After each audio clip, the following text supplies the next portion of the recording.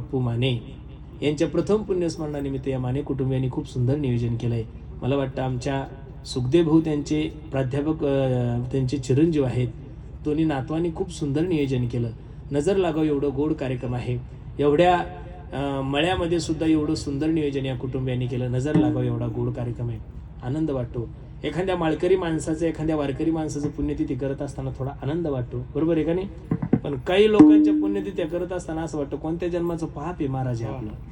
काही दारू पिऊन मेलेले असतात आणि आम्ही त्यांच्या कीर्तनाला गेलो की बोलतो यासाठी केला होता अट्टहास, शेवटचा दिवस गोड व्हावा. ते बेवडं दारू पिऊन मेलेलं असताना आम्ही त्याला म्हणतो शेवट तो भला माझा भाऊ.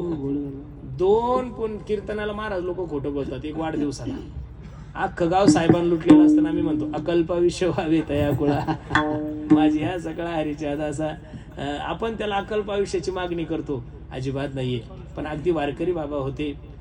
जीवन त्यांनी खूप कष्टानं त्यांच्या मुलांनाही घडवलं. नातवं सुद्धा सुशिक्षित शिक्षित तयार केले.